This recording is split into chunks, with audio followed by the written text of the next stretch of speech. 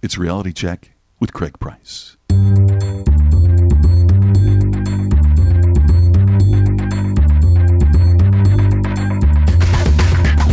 I'm an idiot. 4 minutes in and I'm already wrong. I'm like a monkey. Hello, look at me. Craig, shut up. Hey, I need you guys to do these things. I'm Craig Price, professional bastard. Nice to meet you. Welcome to Reality Check with Craig Price. This week, returning guest Eliz Greene is here to talk about being a speaker tactician. I want to start off by thanking everyone for listening to the podcast. Before we get to this week's guest, my pal Eliz Greene, I wanted to remind folks to please head over to iTunes and leave a review. Click 5 stars. It only takes a second, and it really helps out the podcast. And, of course, subscribe while you're there. Also, feel free to go to the website, realitycheckpodcast.com, and find your favorite episode and share it with people. Each episode has its own page, and since iTunes only lets you get the latest 50 episodes, you can still share all of those and the 30 others with people. So spread the word if you can. And I know you have been, because the podcast is growing each week, and I really appreciate all the support I've gotten. And if you're new to the podcast, just so you know, each week is a new topic. I really try and highlight different jobs, different experts, different things, bring you something you may have not known about before, so you can learn new things, like I learn new things each week.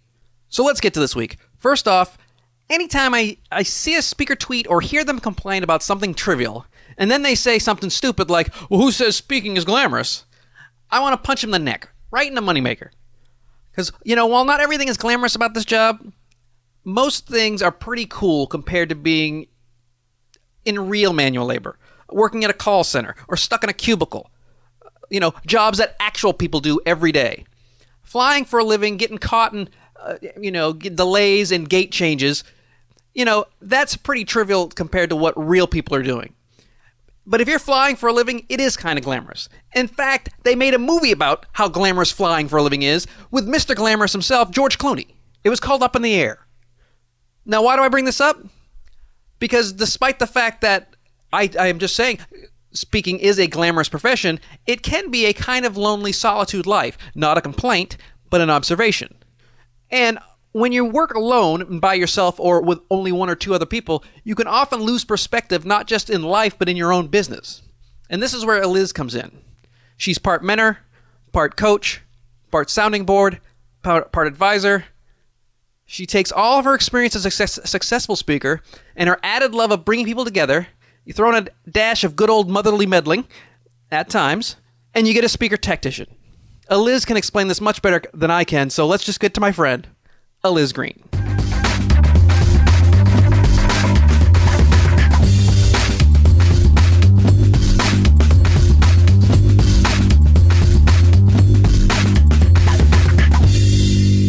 You've started this new service that you're providing for speakers, the speaker tactician. What exactly is that? Well, a tactician in sailboat racing is the person that stands at the shoulder of the skipper of the boat to look out, to pay attention to the course, pay attention to the weather and the other boats on the course so that the skipper can concentrate on steering. And that's the same idea of what I want to do for other speakers, because we're all so busy with our business that it's oftentimes hard to be strategic about your business.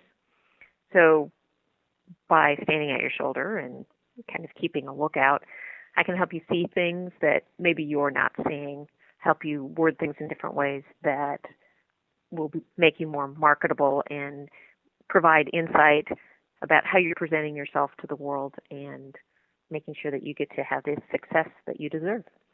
So are you trying to say that you're like a parrot on a pirate's shoulder? Is that what Perhaps a parrot? Well, we're going with nautical themes. As soon as you said parrot, I started thinking, a vast matey and what's on the shoulder of the captain. Parrot. There you go. There you go. So how does that work exactly? Because it's coaching, but it's not quite coaching, is what I'm gathering. It's sort of a hybrid of a number of things. I have a background in marketing, and so I have an eye toward looking.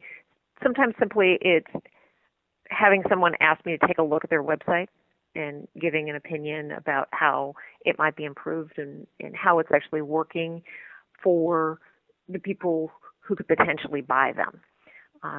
Sometimes it's developing a mastermind group around a person so that they're all driving each other towards success. And sometimes it's regular one-on-one phone calls or Skypes just to keep on track, because we all need that accountability partner, especially if you work all by yourself. So a professional nag, as we is this, A professional nag, yes, that would be accurate. and the lovely voice you hear should sound familiar. It's Eliz Greene, speaker extraordinaire about heart health, and she's been on the podcast very early on. Yes. And I call you Eliz because we do most of our talks online. It just makes me. And that's correct. But it's not Eliz. I like to say Eliz. I like to make that E very prominent. Like email. Yeah, exactly. Like email, like the e-machines. Remember the old e-machines that no longer exist? Not that you're a cheap computer, but so you keep people accountable. And one of the things that you talked about was a mastermind group. And I know what explain what a mastermind group is for people who don't know, but it also why it's so important. There's a long-standing idea of a mastermind group. When you get more heads in the room, there's sort of this additional mind that's created, that having people all working together and that have a commitment to each other's success allows you to pull everybody up higher. And it is an honor to watch that happen for people. And I believe in a facilitated mastermind, especially for speakers who are so busy. Having a mastermind that continues is difficult because somebody needs to organize it and somebody needs to say, okay, we're meeting on this date. And a lot of us don't have the time to even do that for ourselves or for our group. So that's one of the things that I like to do is put the right people in the room together and make sure they remember why they were there, that you really wanted to discuss this time. Your essential question was that, and keep the conversation focused around the goals and objectives that people wanted to have happen in that period of time. Well, I think sometimes the hardest thing about masterminds is finding like-minded people, because and this is not bragging at all. This is my diseased mind. It's very difficult to find like-minded people for me, because I have weird views on the world that are not necessarily correct, but they're my views. And so to find people that I can relate to often is difficult. And from what I understand, for quote-unquote normal speakers, they find it difficult to find like-minded folks in their area. So how can we start looking for people to create a mastermind group? It is difficult, but in some ways we're all like-minded because we have this odd business that we're involved in. And there aren't all that many people who, in the outside normal world, that understand what we do. So being in a room with other professional speakers who are actually working the job, that creates a relationship to start with. And when I say like-minded, I don't think we all have to think exactly alike in the room. But well, sure, because otherwise they're useless. Well, and it would be boring. Right. But we all have similar goals. We all have similar experience, although we don't all have to be exactly at the same point in our careers. It doesn't make any sense to have somebody who is wildly successful in the same group as somebody who's just beginning. So you want to have people around the table who can all contribute to each other, and maybe somebody's very savvy when it comes to social media, and maybe somebody's more savvy when it comes to sales, and another person has a corporate background. All of those experiences and knowledge bases kind of swirl together to make that conversation really insightful, and you come out with a list of things that you're going to do that are really going to make a difference. So how can we find those people? That is it especially if you may not have a lot of speakers around you in general, like physically. I mean, you may not see a lot of speakers in your town. So online, is that one of the right. best places to start looking? I think so. And the technology has allowed us a lot more access to people who aren't in our area. The things that the National Speakers Association members are putting together, we have a virtual lunch that's sponsored by the NSAXY group. We have the NSA chat that is now started on Tuesdays at noon Central Time, are both ways to access and get to know people and start developing relationships, and in many ways that's the best way. Going to national convention has always been beneficial to me to forge those new relationships. I may have seen somebody on Facebook, but actually getting to sit down and talk to them and get to know them a little bit, those are the people you start building relationships with and can, if you're motivated, build a mastermind group. Oh, you have to be motivated. Yeah, you do. I didn't know you that. have to have somebody do it for you. Okay, well there you go. I can get. That I can give. I forgot about the whole motivated part. That's so. Right. So you help facilitate. You help locate some of these mystery mentors and mystery mastermind folks. Is that something that's is part of your service? Absolutely. One of the things I love to do is put the right people in the room together. So my goal, my vision for the future is that I would have mastermind groups that we had 4 or 5 of them that met on a regular basis with 5 speakers in each one. That would make me such a happy camper. And we're building our way to that. And I noticed that one of the things that you've while you've started doing this, because you're a research person, when you start something, you delve into the numbers, you start looking, you do all the background work, probably a lot more than you probably need to. And I know that one of your big pet peeves for speakers has been their website. It makes me sad, I have to say, the state of most of our professional speakers' websites. As you know, because we talked about it, and I posted about it on Facebook, I have endeavored to find good examples of speaker websites, and that really started when I redesigned mine. And that hunt has been difficult and disheartening. I see a lot of sites that have not been updated since the early 90s, and as I refer to them as dusty sites, that they were put up years ago and nobody's paid attention to them. And I see a remarkable number of just no website at all, or something's in process, or a little holding page that really not doing any good. And it makes me sad when I see speakers, especially speakers that I know with a lot of potential, who don't have websites that are helping them. Because your website shouldn't be a fancy business card. It really is something that should be driving your business.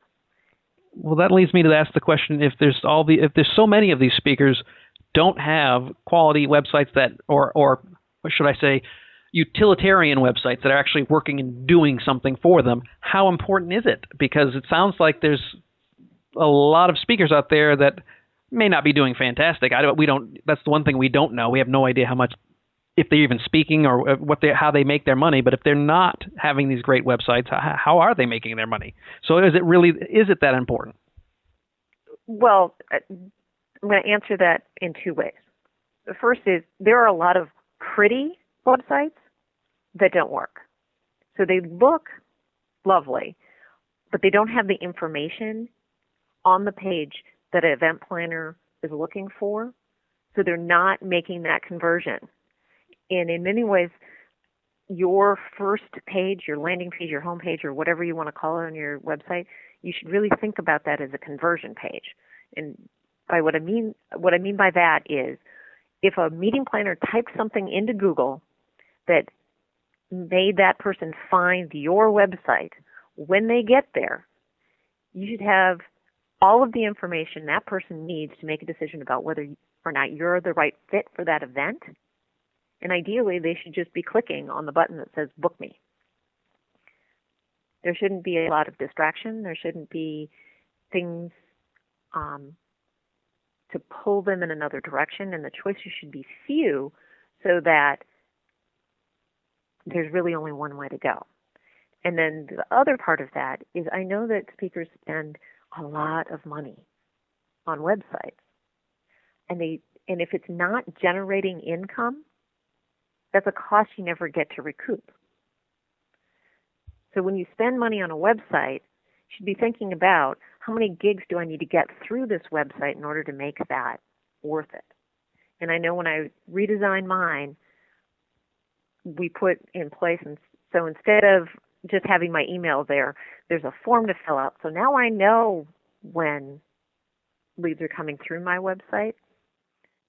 Within, I think, 3 weeks, I had paid for my website with bookings. That's what your website should do for you. So what exactly should there be? Because you talked about right away there should be a book me button or at least an indication of, hey, I want your information. Right. Put it here. There should be a clear call to action. That's probably one of the things that is most commonly left off of a speaker website, is a very clear call to action. And I'd like to see just one. You could have maybe 3 tops. Book me, sign up, and let me have your email address, which is very valuable, or find out something more and keep them on your site. So there shouldn't be 80 million things you could do on your homepage. There should be 1 or 2 or 3. Does that make sense? No, absolutely. I think a lot of too many times you get there and it looks like a Pinterest board. For those of you who are familiar with it, and it's basically 900 boxes and none of them are relevant to anything. They're just maybe they're blog postings. That kind of design can be done well and be effective, but it has to be really clear and intuitive. Yeah, you have to think about, you have to be in the head of the event planner and what that planner is looking for in terms of information. And having interviewed many event planners and speaker bureau people, I know that they are looking for 7 things. They're looking to know who you are, what you do, are you any good at it, what makes you different from everybody else, who your target audience is, how do they get a hold of you, and what do they do now. If you can answer those 7 things on your main page, you're going to do just fine. And if you don't have those 7, do you have to have absolutely all 7, or can you get by with 4 or 5? Or I think you have to have all 7. And the "Are you any good at it?" is your video. Sure. And testimonials, I would throw in there as well. Video. Well, video definitely. No, I mean, I'm not doubting it. That's number one. Rah. You've got to be. They have to have proof, and that's the only proof in speaking is hearing you speak. But I think possibly some testimonials might fit under that as a subcategory. It depends on how much room you have in your design. Okay. I would much rather see less than more. Because if I'm interested in you, the quote from whatever person you worked with before is much less important to me than your video. And what you do and how you do it. So differentiating yourself in the marketplace, what makes you special, proving that you're good with your video, and being very clear on what you do. And that's probably one of the other biggest problems I see on people's websites is a lack of clarity when it comes to what they do. You get there and you kind of wonder, well, are they a speaker? I don't know. And if you don't say somewhere on your website that you're a speaker, you're losing out. And speaker has to be in your text and in your SEO, because I know in NSA we have this sort of we're not speakers, we're experts thing. But when somebody's searching for you, they don't put in motivational expert. they put in motivational speaker. So You need to have that. So so you've been seeing a lot of experts and thought leaders. I hate that one drives me crazy. The thought leader. It's like, so you lead. We don't know what your thoughts are. We don't know if they're any good. Just because you're a thought leader, you're the first one to think of it. I mean, it's so vague, but it makes people. It's the new catchphrase. It's the new motivational speaker as a thought leader. Yeah, I don't know that anybody's searching for that when they put that into Google. I really would like to see clarity and an economy of words, very specific about what you do, with a minimum of the catchphrases and that sort of thing. I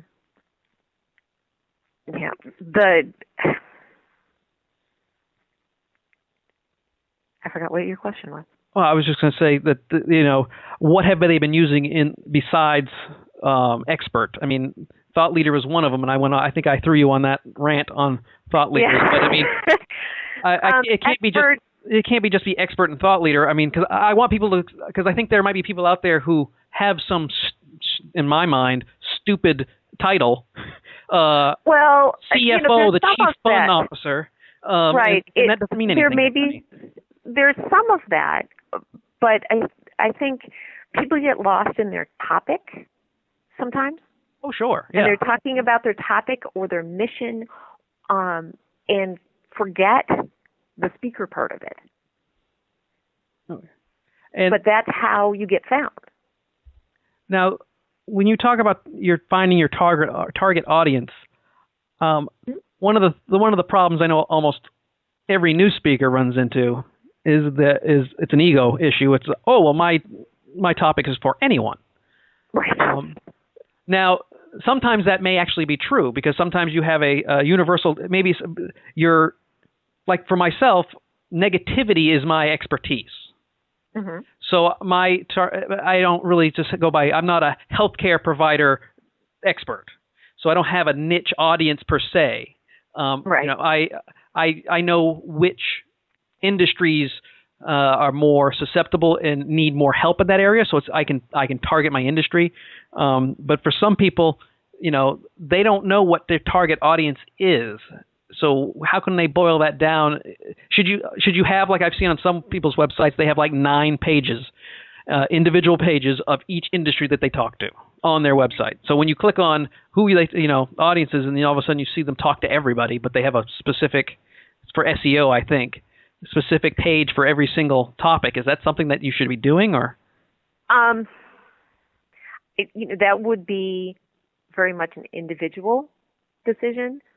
However, I think again, going back to the clarity and being specific, the more that you can clearly define what you do, the easier it is for people to understand what you do and to hire you. So either you need to clearly define your topic, and that goes kind of back to the Mark LeBlanc, what's your business DNA? Are you somebody who speaks on a topic and you need to clearly define that? Or for example, I'm a women's wellness speaker. That is part of my page. It's very clear that I'm a women's wellness speaker. Now, if you wanted to hire me to speak to a mixed gender audience, sure, but that's not where my focus and my energy goes in terms of generating traffic to my website. And I know that if a women's wellness event planner is coming to my site, I want them to think, oh, well, yes, this is a perfect match for me. That is what I'm looking for. And that's really the goal, is if you have somebody who types something up into Google, they find you, yay! You want them to land there and think to themselves, yes, this is a perfect match for what I wanted. Now, as far as the video, because I know that's the best proof you've got, mm-hmm. Where is that something you shouldn't try to bury that? I know some people have their own video page, but shouldn't there be some sort of thing up front on the front page for that? Ideally in one click. So you should be able to click on it and see it. So definitively have a video on the front page. Mm-hmm. And I'm okay if it opens up, kind of, but that's what, if I'm the event planner, that is what I'm coming to your site to find. I'm coming to find out if you're any good and if you're the match. So if you make me hunt for the video, and if you make me click more than twice, I'm probably gone. ooh, it's a two clicking out, huh? Right? Yeah. Think about it. If you are planning an event that's probably not your main job, you're doing it on top of everything else that you have on your plate. So you don't have a lot of time to waste. So if that person gets to your website, you have probably about 7 seconds. Because, see, in my mind, I'm thinking, I know how much they're going to pay for a speaker. And if you think if they're going to pay that much for a speaker, they might take a little time. Okay, but here's the thing. If you haven't convinced me by that time that thing actually loads, I don't think you're worth my money. Okay. So think about if you don't have to get personal here. Yeah, sorry. Think about if you are searching for, let's say, somebody to remodel your kitchen. And you do a Google search for kitchen remodelers in your area. And you look and you go to their website, and it has lots of pictures of the jobs that they've done and before and afters and all of that. You think, this place is probably pretty good. And then if you go to another site and they have a thing that looks like their junior high school student put it up, and maybe it has like a little graphic or something, but no pictures and not really a lot of information, who are you going to call?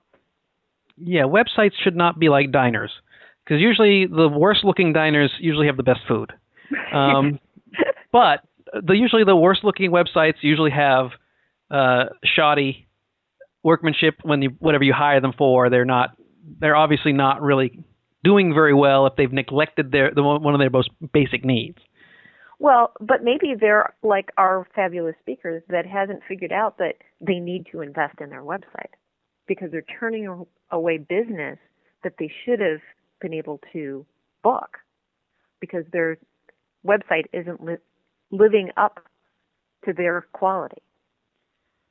Well, before we're running out of time, but I wanted to get one of the last things, and it's probably the one thing that I certainly need the most, but I know that's one that we talked about briefly up front. And it's different than mastermind accountability. It's just accountability in general. How can we get some more accountability? How can we, because like my wife wanted me to take the boot camp exercise thing. You know, you pay money and you have someone scream at you, and that doesn't work for me. I mean, accountability, it doesn't have to be screaming and yelling. I certainly understand that, but no. But it was one of those, well, if someone's screaming at you, you're going to try to do better. And I'm like, no, I will not. This is the reason why I didn't join the military, is because if someone's going to yell at me, I'm going to get mad and walk away. Well, and you know, it's interesting that you asked that question, because I know that there are a lot of services that speakers can buy that is a program or a system or that sort of thing. And my answer to that is, don't tell me how to do stuff. Exactly. I want somebody who's going to sit with me and help me figure out what to do, and then check back in with me to make sure that I'm doing it, that I'm on track, that when I reach a roadblock, we figure a way to get around it. That's the sort of coaching model that I like, as opposed to having to adhere to somebody's system. As good as that system may be, and I know that there are people who love that type of experience and it works really well for them, but I truly believe you got to find what works for you, and what works for me is to have that personal experience. So what are some of the things that we can do on our own for accountability? To increase accountability, because I mean, I would definitely tell anyone to and I know you, so I can say this without any hesitation. Book you, hire you. I mean, I know you. You've done how you've helped me in a lot of ways, and I didn't have to pay you, but so I know. Well, but that's a good point. If you're doing that for free, so I can only imagine if someone was giving you money, how attentive you would be. But that's a good point, that we belong to a profession of people who are really interested in each other's success. And that's a unique and wonderful thing. Well, let's be honest. Not every speaker is like Okay. that. Let's. But I think we have been very fortunate, and we have found a small area, and maybe it's not so small, but in my I don't think it's so small. no, but in my view, it's a smaller niche of really top quality people, which is part of our quote unquote mastermind accountability group.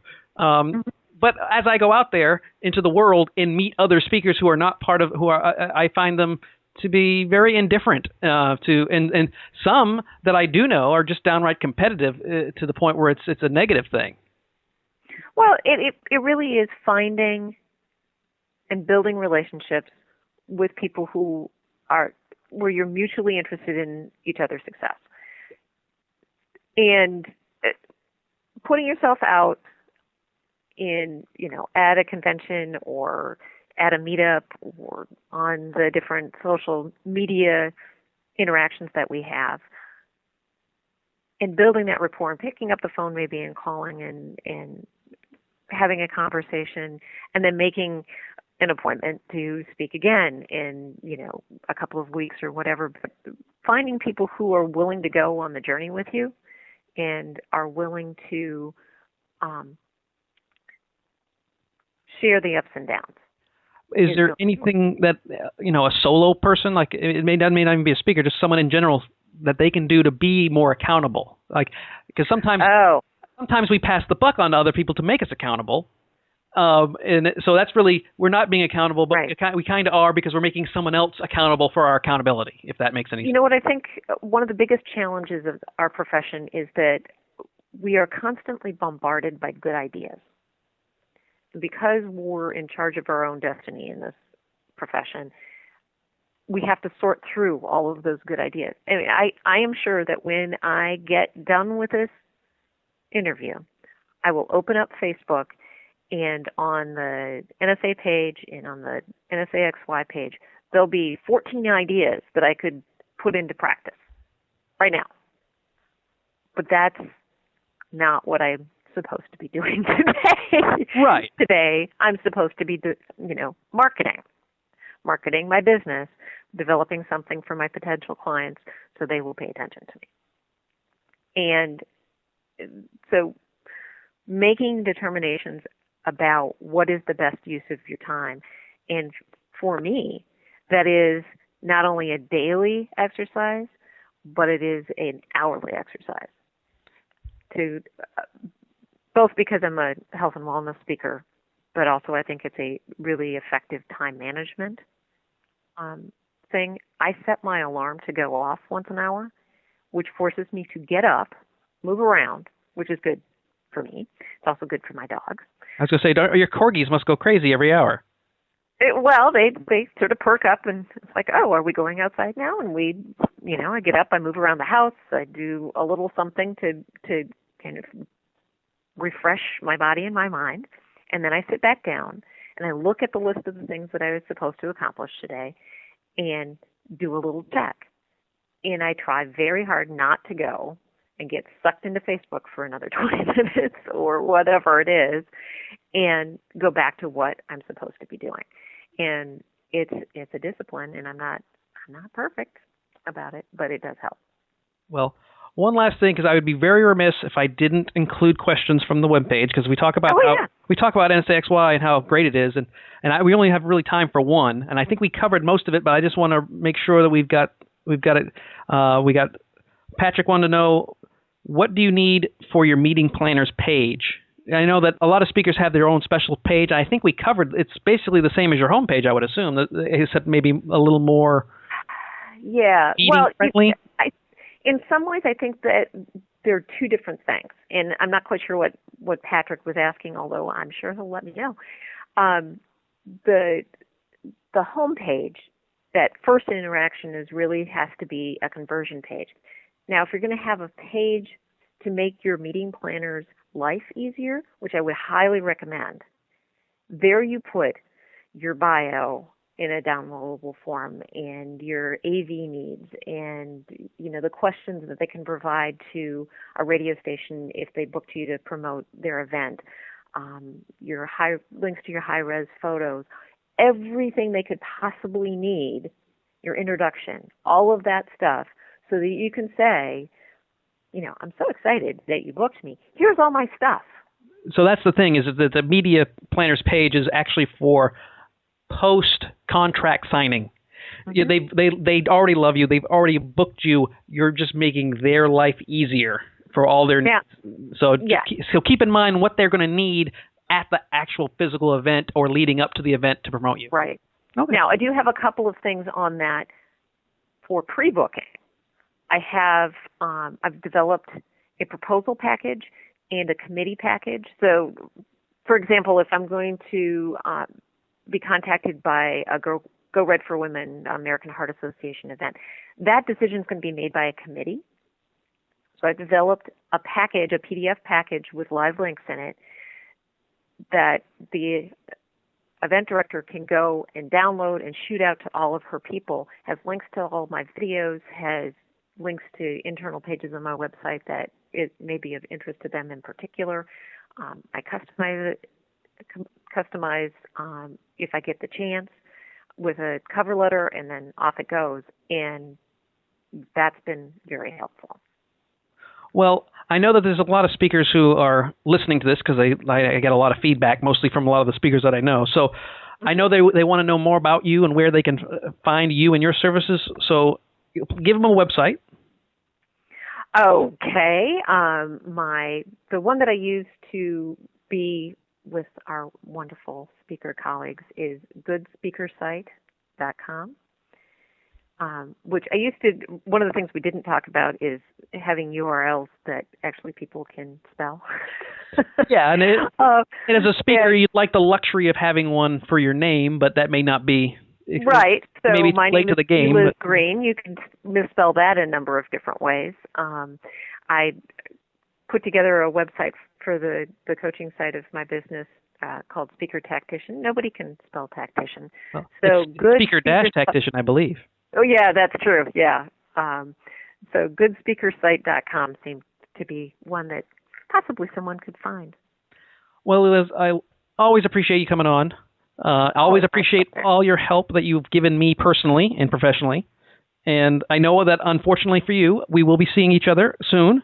And I know for a fact that we'll probably have a couple phone calls before I see you in Philadelphia this year. Well, I'm always delighted to speak with you. Well, I finally found the one, because I can't even get my wife to admit that. But, Eliz, thanks for joining me. I really appreciate it. Have a good afternoon. That's our show for this week. Thanks for Eliz for coming on the show. I can personally attest to how good Eliz is and highly recommend her services to help you set your speaking business on the straight and narrow. Like the podcast on Facebook, Reality Check Pod on Twitter, and of course you can email me at Craig@SpeakerCraigPrice.com. See you next week.